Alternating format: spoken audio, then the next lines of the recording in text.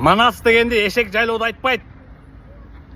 Аны деген Сагынбайдай же Саякбайдай жамаачылык өнөрү бар адамдар боз үйдө же сахна төрүндө отуруп айтышкан илгери.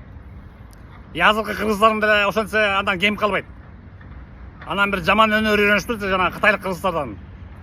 Талп болуп чыгып алса анан 500 миң киши болуп, 5 миң киши болуп алса анан комуз менен чечип айтышып анан бир нерсени көрбөй эле турсун месин кыргыздар бизсин. Сразу турайт го. Тоо. Анан эмне ошол эмне Манас айткан эмне бирден өскөрүп кетеби?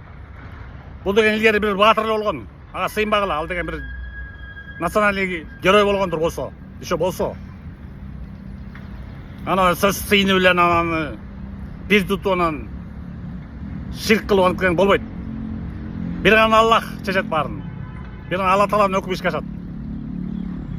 Бир гана Алла Таала кааласа жалбырак ар бир жалбырак дарактан дейт. Аллахтын өкүмү менен гана түшөт дейт. Куранда айтылган бул. Андыктан ал эми бул указ жөнүндө бирден болсо эле Садыр Жапаровдун указына таянышат экен. Ал указды внимательно окуп көрдүм. 22-жылы 22 апрелде чыккан экен.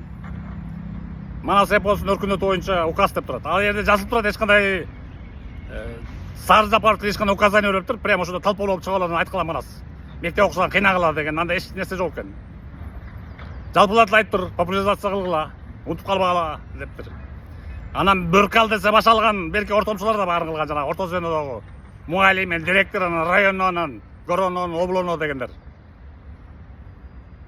Так что мен кошо айтып аткан жокмун Садыр Жапаровго, болгон айтып атам.